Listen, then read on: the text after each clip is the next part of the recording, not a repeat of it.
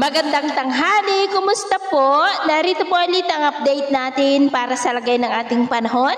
Ngayong tanghali po ng August 13, 2024 na kung saan sa ngayon po ay habagat pa rin ang hangin na umiihip po dito sa ating bansa.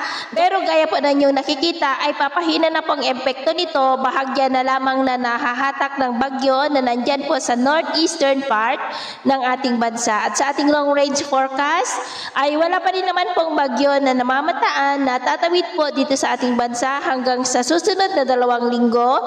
Pero hindi pa rin po inaalis ang posibilidad na may mga mabubuo na sama ng panahon sa silangan o dyan po sa northeastern part ng ating bansa sa mga susunod na araw po. At sa lagay ng ating panahon, ngayong tanghali ay maayos ang panahon sa malaking bahagi ng ating bansa pero may tsansa pa rin ng maulap na kalangitan with isolated rains dyan po sa may extreme northern Luzon, ilang bahagi ng Ilocos region, Mountain Province, ilang bahagi ng Isabela, southern part ng Cagayan, Pangasinan, northern Palawan, southern part ng Negros, Bohol, southern Leyte, southern Samar, Zamboanga Peninsula, northern Mindanao, Surigao del Norte, at ilang bahagi ng Davao Oriental.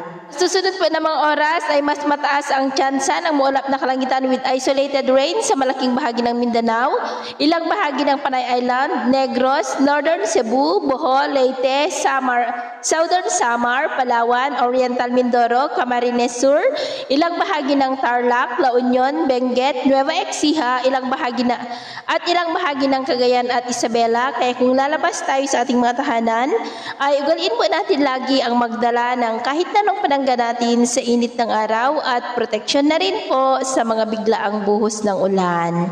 Sa atin naman pong mga baybayin, naman po tayong nakataas na anumang gale warning signals, pero iba yung pag-iingat lamang po kung papalaot tayo para po mas makaiwas sa mga sakunang pangkaragatan. So yun po ang latest update natin sa araw na ito. Nakapamuli si James na nagsasabing, sa kahit na ng pagsubok po na darating sa ating buhay, huwag po tayong mawawalan ng pag-asa. Thank you and God bless!